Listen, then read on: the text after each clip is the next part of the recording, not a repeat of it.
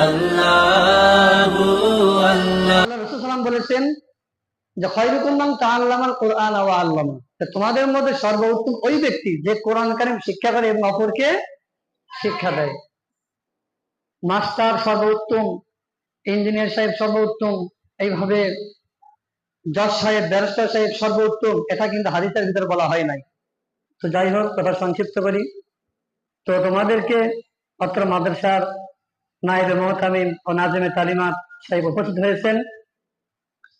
তো ইনশাল্লাহ এখনই সে সংক্ষিপ্ত আকারে কিছু আলোকপাত করে তোমাদের এক সাথী মোহাম্মদ সিফাতকে আম্মা পাড়া হাতে দিবে। আমি হযরতকে কিছু নসিহত স্বরূপ আলোচনা করে এবং দোয়ার মাধ্যমে তাকে শেষ করার জন্য অনুরোধ করছি। আসসালামু আলাইকুম।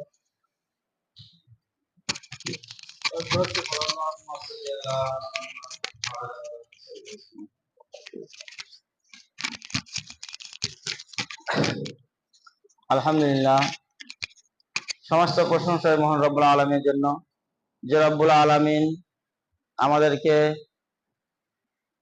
জিলহজ মাস, আরবি বছরের, তোমরা জানো আরবি বছরের জিলহজ মাস শেষ মাস।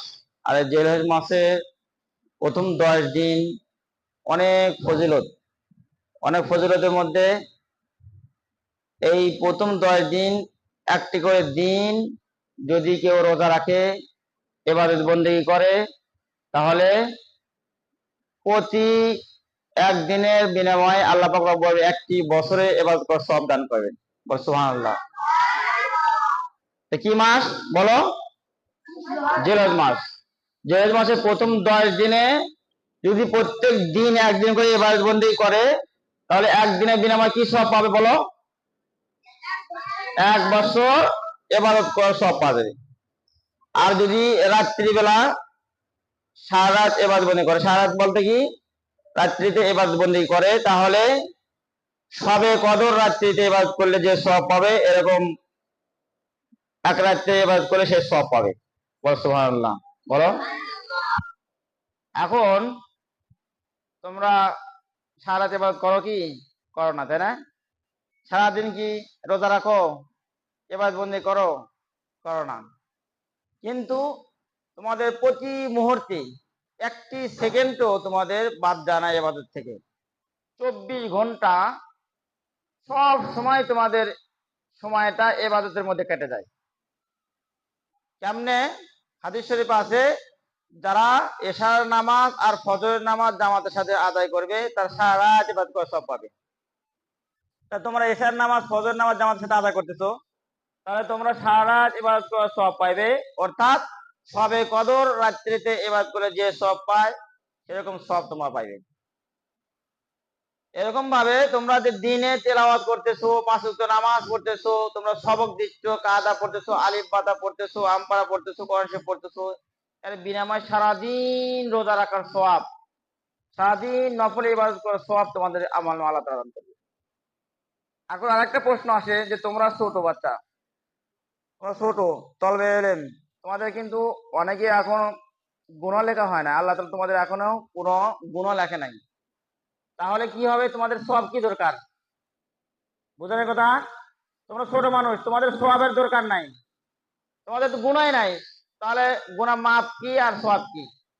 তো তোমরা যে ইবাদত বন্দেগী করতেছো, এই ইবাদতের সওয়াব তোমাদের জন্য অনেক পরিমাণে পাহাড় পরিমাণ ঠিকই হয়, তোমার জমা হয়ে থাকতেছে। এবং তোমাদের ইবাদত বন্দেগী করার কারণে তোমাদের মা বাবা যারা আছে, তাদের জিন্দেগীর সমস্ত গুনাহ খাতা এই পরিমাণে ভাবে মাফ করে দেওয়া হয়েছে। বলো সুবহানাল্লাহ। এই জন্যেই তোমরা মাদ্রাসা আসছো, তোমরা কি তোমরা অনেক ভাগ্যবান, অনেক ভাগ্যবান। এবং তোমাদের মা বাবাও তোমাদের সাথে সাথে অনেক ভাগ্যবান। বুঝছো কথা? তোমাদের মা বাবাও অনেক ভাগ্যবান, আমাদের মা বাবা অনেক ভাগ্যবান। কি কারণে? পৃথিবীর মধ্যে সর্বশ্রেষ্ঠ বাবা হলো আলেমের বাবা। এবং জান্নাতীদের মধ্যে থেকেও আল্লাহ তাআলা বাছাই করে দিবেন যে আলেমের বাবা কে, হাফেজের বাবা কে। তোমাদেরকে আর আগে বলছি একবার, সেটা হলো যে একজন হাফেজের বাবাকে মাকে সর্বনিম্ন মানের একটা যে মর্যাদা দেওয়া হবে, সর্বনিম্ন মানের মর্যাদা, বুঝো নাই? সর্বনিম্ন মানের একটা মর্যাদা দেওয়া হবে। সেই মর্যাদা কিরকম? এই যে তুমি যে সূর্য আলো চাঁদের আলো দেখতেছো, এই সূর্যের আলো চাঁদের আলোর চেয়েও হাজার হাজার গুণ বেশি আলোর একটা নূরের টুপি তোমার বাবা মাদেরকে পরানো হবে। এর এর সর্বনিম্ন মানের একটা কি ফজিলত, সর্বনিম্ন মানের একটা তাকে মর্যাদা দেওয়া হবে। এর চেয়ে অনেক বেশি মর্যাদা দেওয়া হবে। তাহলে এখন চিন্তা করো, তাহলে তোমাদের বাবা মার মর্যাদা অনেক বেশি। এই জন্য তোমার বাবা মাও ভাগ্যবান, তোমরাও ভাগ্যবান, আমরা ওস্তাদরা আমরাও ভাগ্যবান তোমাদেরকে কিছু সময় তোমাদের খেদমত করার জন্য। আল্লাহ পাক রব্বুল আলামিন এটাও বলেছেন, আল্লাহ পাক রাসূল বলেছেন যে ওই ব্যক্তি সবচেয়ে বেশি উত্তম, তোমরা পড়েছো, হাদিস পড়েছো, যে কি করে কোরআন শরীফ শিক্ষা করে এবং শিক্ষা দেয়।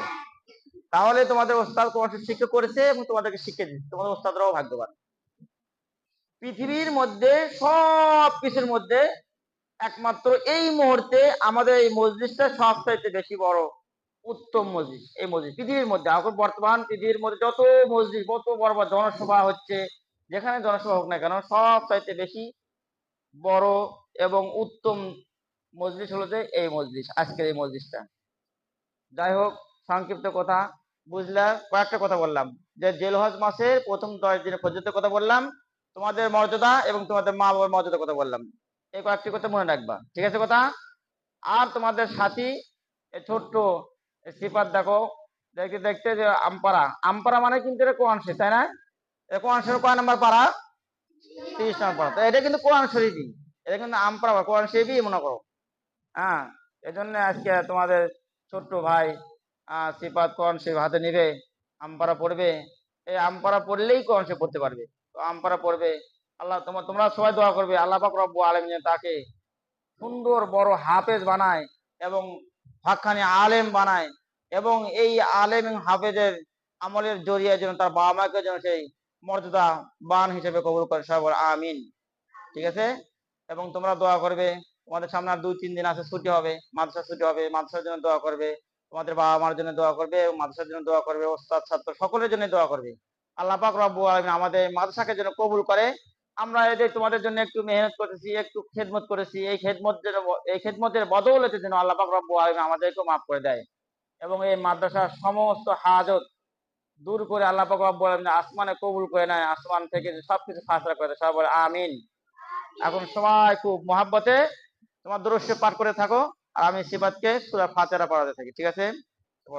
আউযু বিল্লাহি মিনাশ শাইতানির রাজীম। أعوذ بالله من الشيطان الرجيم. بسم الله الرحمن الرحيم. بسم الله الرحمن الرحيم. الحمد لله رب العالمين. الحمد لله رب العالمين. الرحمن الرحيم. الرحمن الرحيم. مالك يوم الدين. مالك يوم الدين. إياك نعبد وإياك نستعين. إياك نعبد وإياك نستعين. اهدنا الصراط المستقيم.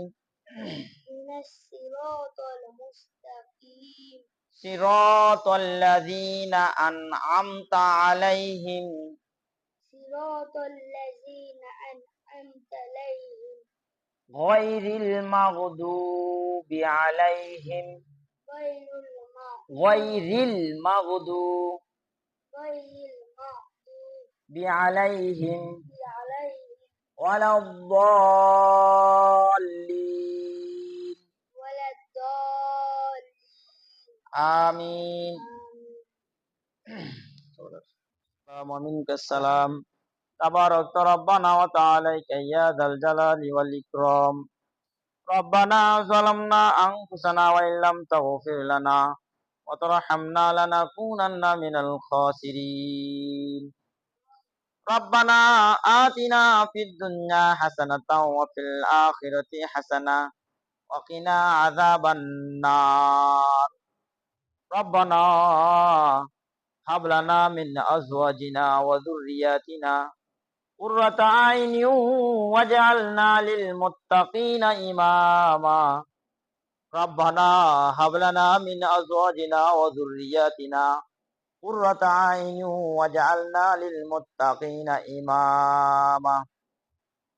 আই পরওয়ারদিগার মাবুদ, মাগরিবের নামাজ পড়ার পরে মাওলা তোমার নবীর ঘরে মাদ্রাসায় বসিয়ে মাবুদ ইয়া আল্লাহ মাসুম তলবে ইলমদেরকে কাছে নিয়ে ও রব্বে কারীম, ইয়া আল্লাহ তোমার ছোট্ট কচি একটি বান্দাকে মাওলা এই মুহূর্তে তোমার কালামুল্লাহ শরীফ পড়ায় দিলাম। ও রব্বে কারীম, আল্লাহ তুমি কবুল করেছো, মাদ্রাসায় এসেছে মাওলা। আল্লাহ তুমি মেহেরবানি করে মাদ্রাসায় পাঠাইছো। রব্বে কারীম, আমরা গুনাহগার হয়ে মাওলা ইয়া আল্লাহ কচি বাচ্চা সিফাতের বাবাকে সাথে নিয়ে উস্তাদদেরকে সাথে নিয়ে ইয়া আল্লাহ সামনে মাসুম তালবেদেরকে সাথে নিয়ে তোমার দরবারে হাত জোড় করেছি মাওলা। ইয়া আল্লাহ আমরা গুনাহগার হয়ে তোমার কাছে সুপারিশ করি। ইয়া আল্লাহ কচি ছোট্ট মাসুম সিফাতকে তুমি কবুল করে নিও আল্লাহ। ইয়া আল্লাহ বাবা যারা শিক্ষিত হয়েও অত্যন্ত বুক ভরা আশা মাওলা প্রত্যেক দিন বাবার সন্তানকে সাথে নিয়ে ইয়া আল্লাহ ভোরবেলা উঠে মাদ্রাসায় রেখে যায়, টাইম মতো নিয়ে যায়, কত কষ্ট করতেছে, কি জন্য করতেছে মাওলা। ইয়া আল্লাহ তার বুক ভরা বড় আশা, দুনিয়াতে আমরা যতই গুনাহ করি না কেন মাওলা, ইয়া আল্লাহ তুমি কচি বাচ্চা সন্তানদের ওসিলা করে মাফ করবে বলেই তো সন্তান দান করেছো। ইয়া আল্লাহ তুমি সন্তান দিয়েছো এই জন্যই তো যে ভাবি আমরা যখন পিতা দুনিয়া হারা হয়ে যাব আর সন্তানরা আমাদের জন্য রব্বির হামহুমা কামা রাব্বায়ানি পড়বে। আল্লাহ তুমি দোয়া শিখে দিয়েছো মাবুদ। ইয়া আল্লাহ আমরা যেমন আমার বাবা হারা হয়ে আমি বাবার জন্য এমন দিন নাই দোয়া করি নাই মাওলা। ইয়া আল্লাহ আমাদেরও আশা, আমাদেরও বুক ভরা আশা, আমাদের সন্তানরা আমাদের জানাজা করবে, আমাদের জন্য দোয়া করবে। ও আল্লাহ তোমার পরিচয় নিয়ে দুনিয়াতে বাঁচে থাকবে। ইয়া আল্লাহ তোমার ভয় নিয়ে দুনিয়াতে চলবে মাওলা। এই ফিতনা ফাসাদের জামানায় ইয়া আল্লাহ কঠিন ফিতনা ফাসাদের জামানায় ইয়া আল্লাহ কচি বাচ্চাকে মাওলা ওই ঘুম থেকে উঠায়া সায়া দিয়ে দিয়ে অনেক আদর যত্ন করে উঠায়া মাদ্রাসায় নিয়ে এসে মাওলা আজকে একদম করতে করতে মাওলা তুমি কোরআন শরীফ হাতে দেওয়ার তৌফিক দান করেছো মাবুদ। ইয়া আল্লাহ এই বাচ্চার জন্য মাওলা ইয়া আল্লাহ তুমি ভবিষ্যৎ তুমি সব ভালো জানো মাওলা, আমরা কিছুই জানি না। ইয়া আল্লাহ বাবা আমাদের সাথে হাত উত্তোলন করে কাঁদতেছে। ইয়া আল্লাহ বাবার চোখের পানি, ইয়া আল্লাহ তার মেহনতি ওস্তাদ আমাদের সাথে হাত উত্তোলন করে তার জন্য দোয়া করতেছে মাওলা। ইয়া আল্লাহ ওস্তাদের চোখের পানি হাতের বদৌলতে মাওলা ইয়া আল্লাহ কচি বাচ্চাকে তুমি কবুল আর মঞ্জুর করে নিও আল্লাহ। ইয়া আল্লাহ তার বাবা মাকে, ইয়া আল্লাহ তার দাদা বোনকে, ইয়া আল্লাহ সকল আত্মীয় স্বজন যারা আছে সকলকে তুমি ইয়া আল্লাহ আফিয়াতের সাথে সুস্থতার সাথে ইয়া আল্লাহ তোমার হুকুমের সাথে চলার তৌফিক দান করো মাহবুব। ও আল্লাহ মেহেরবানি করে মাওলা আবারও বলতেছি মাওলা আমাদের মা বাবা দাদা দাদি যারা অন্ধকার কবরের সহিত আছে মাহবুব, আল্লাহ তুমি তাদেরকে মাফ করিয়ে দিও। বিশেষ করে মাওলা আমার মায়ও এবং আমার বাবা অন্ধকার কবরে আছে দীর্ঘদিন, বাবার আদর পায় নাই মাওলা। ইয়া আল্লাহ বাবার আদর কবরে পায় নাই মাওলা, আফসোস নাই আল্লাহ। আজকে তোমার কাছে ফরিয়াদ করি আমার বাবাকে তুমি মাফ করে দিও। ইয়া আল্লাহ এই মাদ্রাসাকে তুমি কবুল করে নিও, মাদ্রাসা ওস্তাদ ছাত্রদেরকে তুমি কবুল করে নিও। ইয়া আল্লাহ সকল ওস্তাদ ছাত্রকে কবুল করে নিও মাওলা। ইয়া আল্লাহ ওস্তাদরা পেরেশান অবস্থায় থাকে মাওলা, তাদের এই মেহনতকে তুমি কবুল করে মাওলা কাল কিয়ামতের ময়দানে নাজাতের ওসিলা করে দিও আল্লাহ। ইয়া আল্লাহ আমাদের মাদ্রাসায় যে সমস্ত ছাত্ররা পড়াশোনা করতেছে ইয়া আল্লাহ সকলের ছাত্র বাবা মা এবং আত্মীয় স্বজন সহ সকলকে একসাথে তোমার জান্নাতে যাওয়ার তৌফিক দান করো। কোন কারণে যদি কোনদিন এই অধম যদি আটকে যায় মাওলা, এ আল্লাহ, এই কচি বাচ্চাদের ওসিলা করে হলো তুই আমাকে অদমকে সকলকে জান্নাতের সাথে একসাথে থাকার তৌফিক দান করুন। রব্বানা তাকাব্বাল মিন্না ইন্নাকা আনতাস সামিউল আলিম ওয়া তুব আলাইনা ইন্নাকা আনতাত তাওয়াবুর রহিম। ওয়ারহামনা মাহুম ওয়ারহামনা মাহুম বিরহমাতিকা ইয়া আরহামার রাহিমিন।